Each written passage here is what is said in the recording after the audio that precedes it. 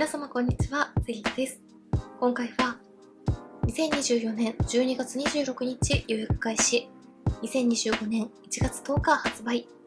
アディクションスプリング2025コレクションサイレンスとセレニティをギフティングいただきましたのでレビューしていきます。こちらのチャンネルではメイクアップアーティストとメイク講師、そしてラピス認定16タイプパーソナルカラーコスメアドバイザーとアナリストの資格を持つ私がパーソナルカラーを用いた新作デパコスのご紹介や似合うアイテムの幅をさらに広げるパーソナルカラーを使いこなすメイク提案をしていきます。今回の動画ではアディクションの春コレクションをレビューしていきますので、このコスメはどのパーソナルカラータイプにおすすめなのか知りたいという方や、購入を検討しているけれど実物を試せなくて迷っているという方に少しでも参考になれば嬉しいです。もちろんご自身のパーソナルカラーがわからないという方にも参考にしていただけるように、明るさが得意、暗さが得意、鮮やかさが得意、くすみが得意など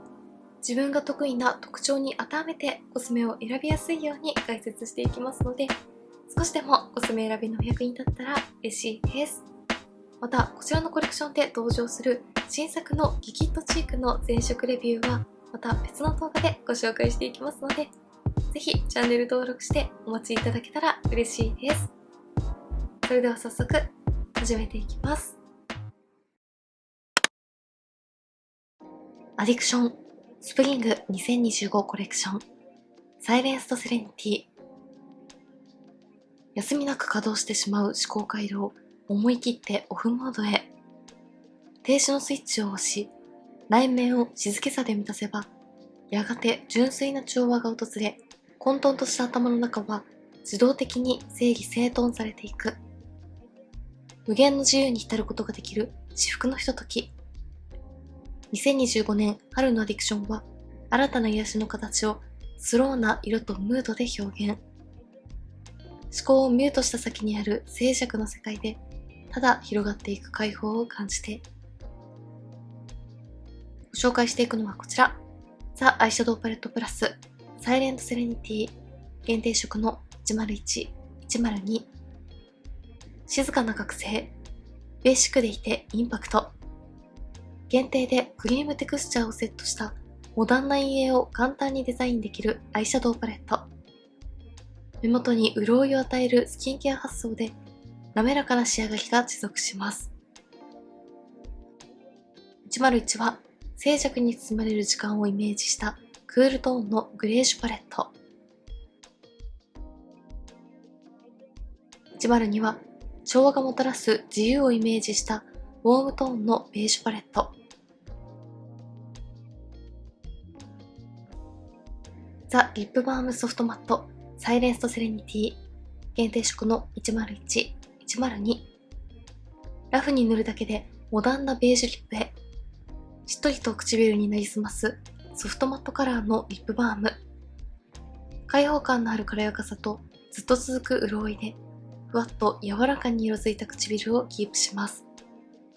101は夢の余韻を楽しむピンクベージュ。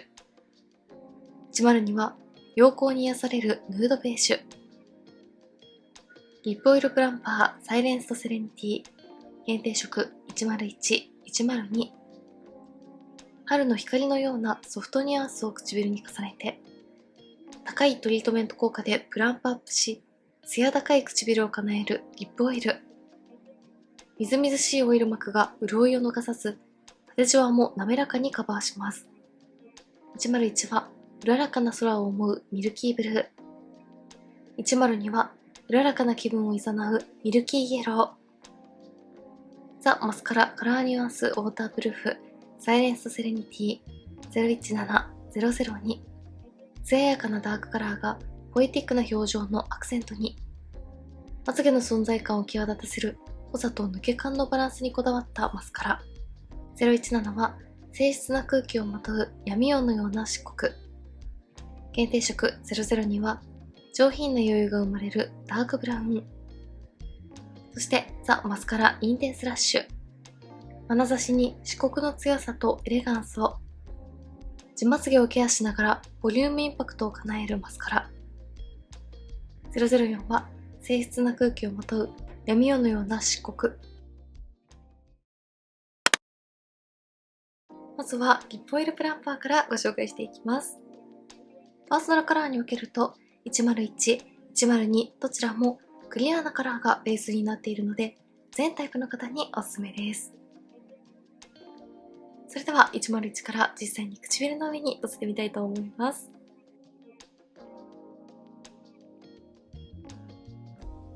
唇の上にのせるとこんな感じでした。手元で見たときはクリアなベースにうっすらとブルーのニュアンスを感じる程度でしたが、ほのかなプランプ効果で唇の血色感がアップするので、単色でも程よく色づいてくれてとても可愛いです。近くで見るとこんな感じで、パールやラメは感じませんが、べたつかない滑らかなオイル質感で唇を艶やかにふっくら見せてくれているのと、ほんのりブルーのニュアンスで透明感もアップしている感じがわかりやすいと思います。今回の限定色は膨張色である白さをあえて入れることで、よりボリューミーなリップを叶えたそうです。べたつく感じは全然しないのに、これだけふっくらとしたプルンとした唇を演出できるのはすごく素敵ですよね。続いて102を塗ってみます。はい、102は唇の上にのせるとこんな感じでした。こちらも程よいプランプアップ効果で唇に自然な血色感を与えてくれます。イエローのニュアンスカラーなので、より肌なじみがいい感じがします。近くで見てもこんな感じで、とても自然ですが、ふっくらと柔らかな唇を演出してくれています。どちらもお手持ちのリップの上に重ねて楽しむのはもちろん、単色抜きでもナチュラルな血色とツヤを演出してくれるリップとして活躍してくれるそうでした。ほのかな透明感をプラスしたい方は101がおすすめ。肌なじみのいいツヤ感をプラスしたい方は102がよりおすすめかなと思います。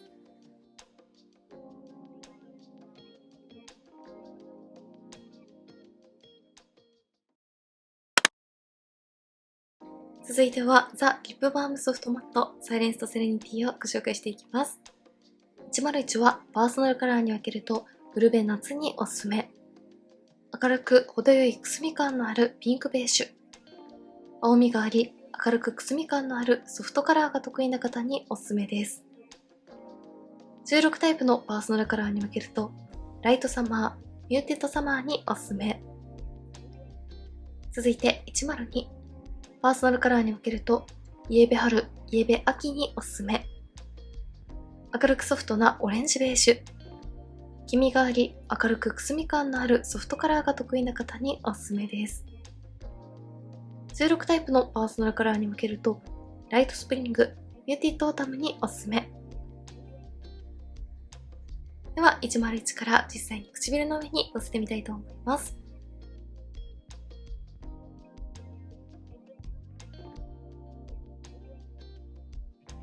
はい、唇の上にのせるとこんな感じでした。元の唇に程よく血色感をプラスしたようなかなり上品なピンクベージュカラーです。近くで見てもこんな感じで、パールやラメは入っていないふんわりとした柔らかいソフトマット質感ですが、角度によって自然なツヤも感じられるので、どんなシーンにも使いやすいベーシックなリップとして大活躍してくれそうです。続いて102を塗っていきます。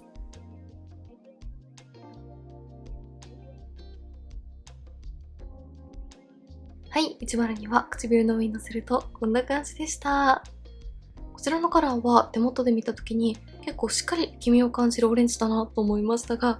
ほんのりくすみのニュアンスが効いているのと、ふんわりとしたソフトマット質感の効果で、明るめのオレンジベージュカラーですが、肌から浮かないところがすごく計算されているなと思いました。近くで見てもこんな感じで、しっかりオレンジカラーは楽しめますが、派手になりすぎずに落ち着いた印象で使えるところが絶妙ですよね。黄身系のベージュカラーをお探しの方にとてもおすすめだなと思います。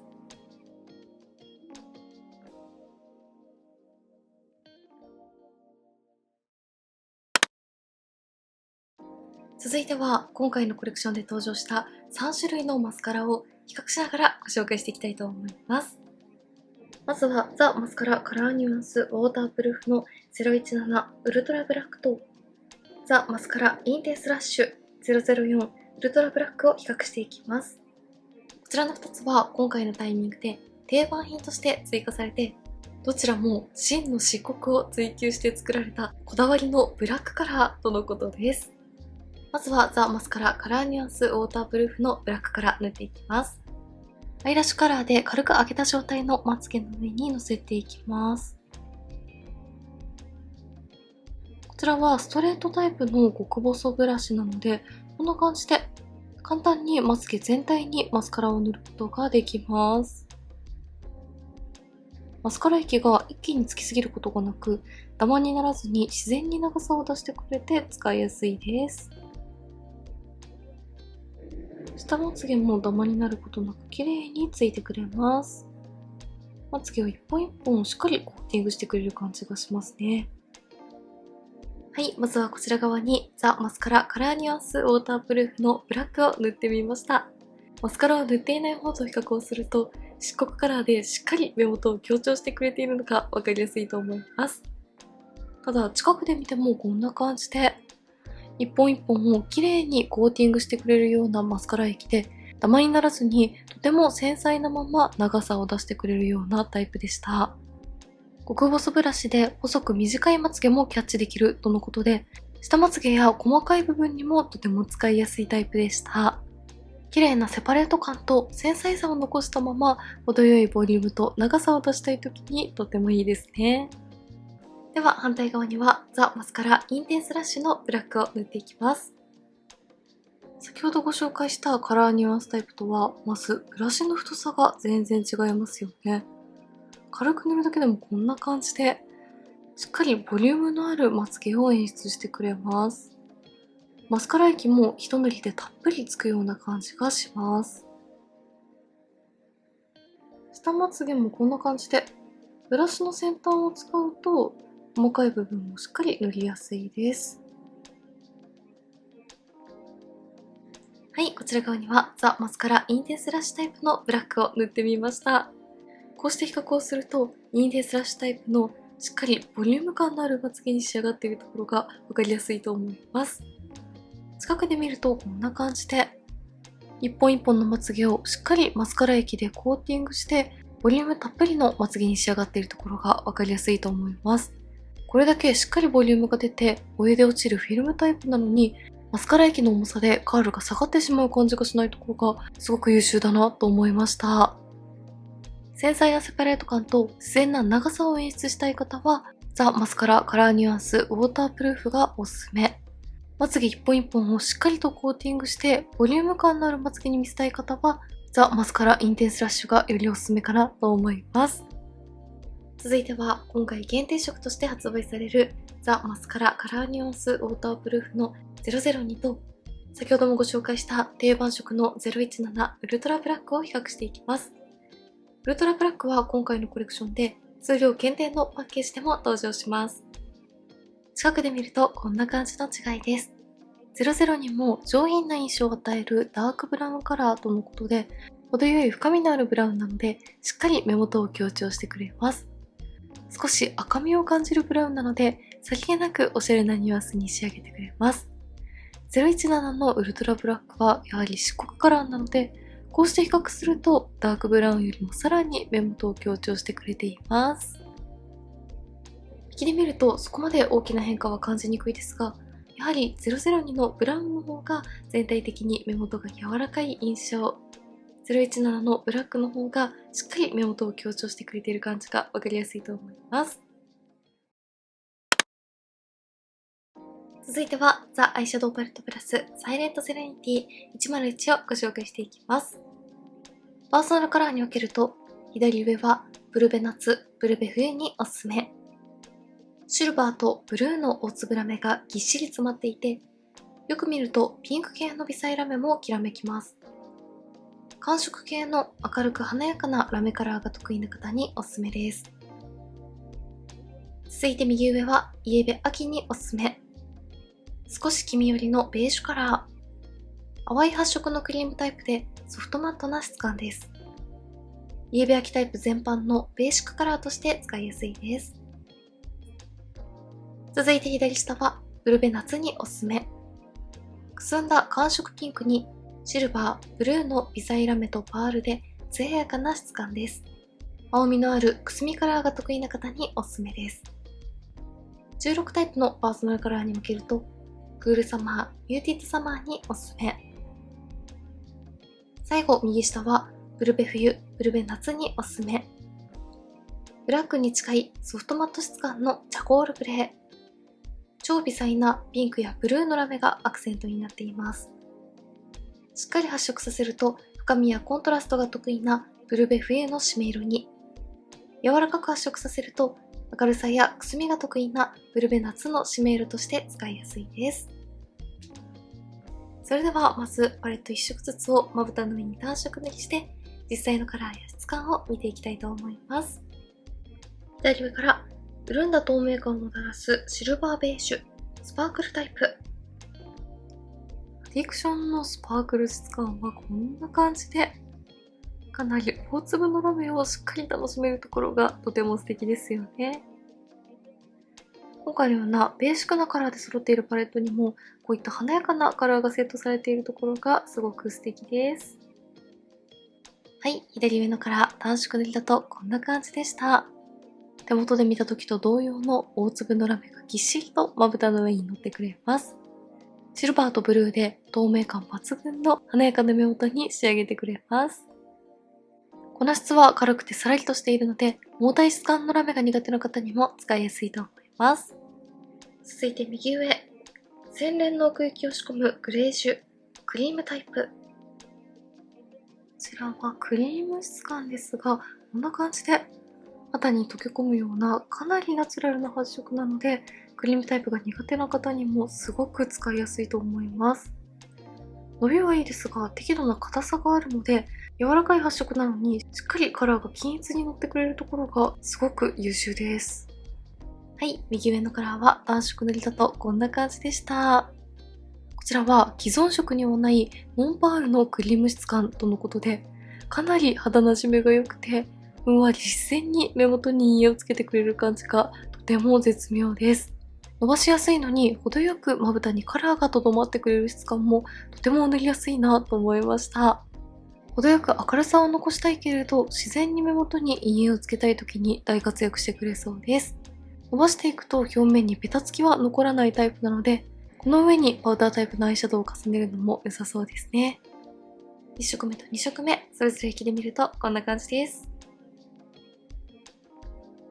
続いて左下。シックな光沢のピンクベージュ、パールタイプ。こちらはしっとりした粉質とパールで艶やかな目元を演出してくれるカラーです。手元で見るよりもさらにしっかり寒色のニュアンスを感じやすいですね。はい、左下のカラー、暖色塗りだとこんな感じでした。手元で見た時よりも青みとくすみ感がしっかり効いていて、とてもおしゃれなピンクカラーに発色します。シルバーの微細ラメとパールが角度によって艶やかさを演出してくれてとても綺麗です。最後右下、クール&モダンなチャコールグレー、マットタイプ。こちらは手元で見た時と同様のしっかり深みが出るブラックに近いチャコールグレーですね。ただ、ふんわりとしている粉質なので、指で塗ってもこんな感じで、綺麗にぼけてくれて、グラデーションも作りやすいです。はい、右下のカラー、暖色塗りだとこんな感じでした。指で何度か重ねてしっかり発色させると、ほぼブラックに近いような、しっかり締める効果を発揮してくれるカラーに発色しました。中に入っている微細なラメは、まぶたの上にのせるとそこまで感じにくいですが、角度によって絶妙にキラッと光る効果で、自然にグラデーションの境目をぼかしてくれる効果があります。3色目と4色目、それぞれ引きで見るとこんな感じです。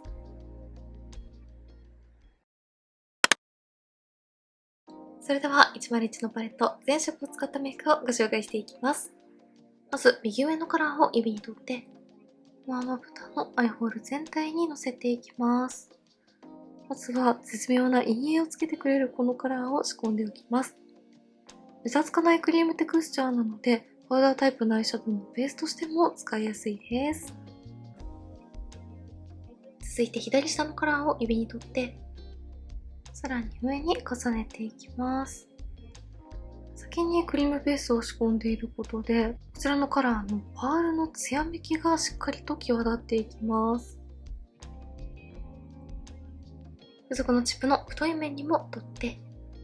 下まぶた全体にものせていきます。くすみが効いているカラーなので、下まぶたにのせると一気におしゃれな印象になります。続いて右下のカラーを指に取って、上まぶたの目尻3分の1にシメールとしてのせていきます。指で塗ってしっかり目元に陰影をつけていきます。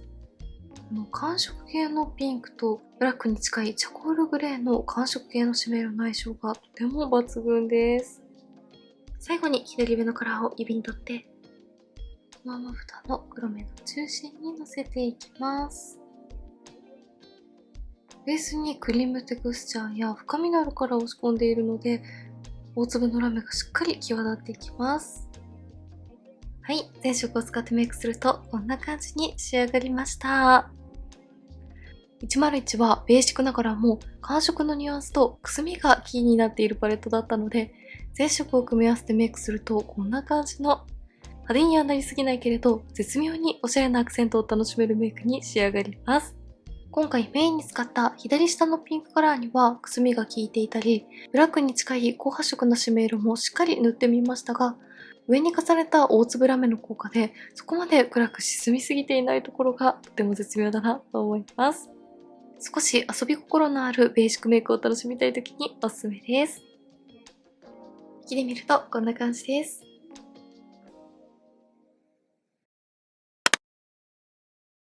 続いても数量限定色の102をご紹介していきます。パーソナルカラーに分けると、左上はブルベ冬、イエベ春におすすめ。シルバーとゴールドの大粒ラメが同じくらいしっかり輝きます。イエローベース、ブルーベース問わず、華やかな大粒ラメが得意な方におすすめ。16タイプに分けると、ビビットウィンター、ビビットスプリングに特におすすめです。続いて右上は、イエベ秋、ブルベ夏におすすめ。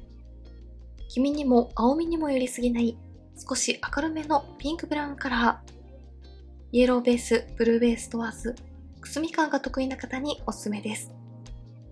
16タイプに分けると、ミューティッドオータム、ミューティッドサマーにおすすめ。続いて左下は、イエベ秋におすすめ。ゴールドブラウンのベースに、パールのツヤを全面に感じます。黄みがあり、深みがあるカラーが得意な方におすすめ。イエベ秋全般に使いやすいカラーです。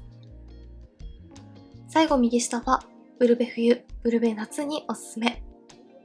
寒色系のブラウンカラー。超微細なピンクやブルーのラメも入っているので、青みが得意な方の締め色ブラウンとして使いやすいです。それではまずはパレット1色ずつをまぶたの上に単色塗りして、実際のカラーや質感をご紹介していきます。左上から繊細なきらめきのシャンパンベージュ、スパークルタイプ。こちらのスパークルタイプもこんな感じで、一塗りでしっかり大粒のラメを楽しむことができます。こちらはシルバーとゴールドのラメが輝くので、とても華やかですね。はい、左上のカラー、単色塗りだとこんな感じでした。まぶたの上にのせるとゴールドのラメは馴染みやすいですが、それでもシルバーとゴールド同じくらいしっかりと輝きを感じられるので、イエローベース、ブルーベース問わずに使いやすいと思います。透明感と華やかさを同時に楽しめるカラーですね。続いて右上、暖かな影を仕込むベージュ、クリームタイプ。こちらも101のクリームタイプと同様、かなり伸ばしやすいですが、しっかりカラーの発色も楽しめる絶妙な質感です。はい、右上のカラーはこんな感じでした。こちらも自然な陰影感を出しつつも暗く沈みすぎない絶妙なピンクブラウンです。ほんのりピンクのニュアンスがついているところがとても可愛いです。1色目と2色目、それぞれ引きで見るとこんな感じです。続いて左下。穏やかな印象のマロンブラウン、パールタイプ。こちらもパールベースのしっとり質感で、しっかり艶やかな目元に仕上がります。温かみをしっかり感じるブラウンがとてもおしゃれですよね。はい、左下のカラーは暖色塗りだとこんな感じでした。一塗りでもしっかり陰影をつけてくれるような高発色なブラウンカラーです。ミディアムカラーから締め色まで幅広く活躍してくれるんじゃないかなと思います。黄身系のブラウンカラーは目元に華やかさをプラスしてくれて素敵ですよね。最後右下、赤みを潜ませたソフトダークブラウンマットタイプ。こちらの101の右下のカラーと同様、かなり発色がしっかりしている締め色です。ほんの少しだけ赤みのニュアンスを感じる寒色ブラウンが反対に似ている黄身系のブラウンとのイメージの違いを楽しめていいですね。はい、右下のカラー暖色塗りだとこんな感じでした。高発色で目元にしっかり深みを与えてくれるダークなブラウンカラーですが、こちらもふんわりとした粉質なので、グラデーションの境目も自然にぼけてくれます。反対に塗っている黄身系のブラウンカラーと比較をすると、このカラーの寒色ニュアンスがわかりやすいと思います。一つのパレットで暖色のブラウンと寒色のブラウン、どちらも楽しめるところがすごくいいですね。3色目と4色目、それぞれ引きで見るとこんな感じです。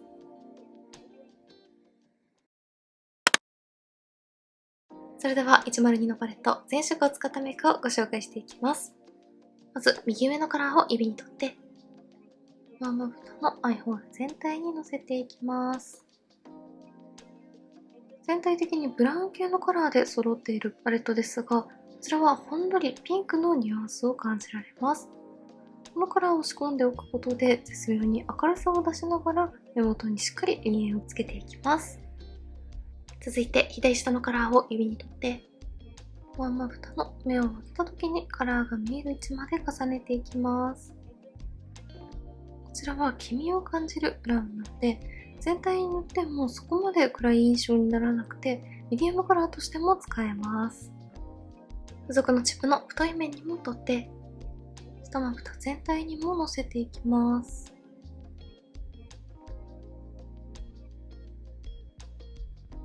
続いて右下のカラーを指に取って、ワンまぶたの目尻3分の1にのせていきます。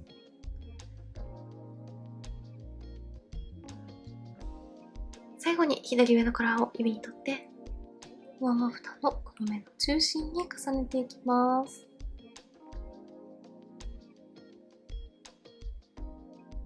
はい、全色を使ってメイクするとこんな感じに仕上がりました。102のパレットはカラーや質感が異なるブラウンでまとまっていたので、ブラウンのカラー同士を組み合わせるとこんな感じで、ベーシックの中に少しアクセントを感じられるような目元に仕上がりました。暖色のブラウンと寒色のブラウンを両方組み合わせているので、ニュートラルな印象になって肌なじみがよく仕上がっているところもすごく素敵だなと思います。ワントーンだけれど奥行き感のある目元を楽しみたいときにおすすめですね。引きで見るとこんな感じです。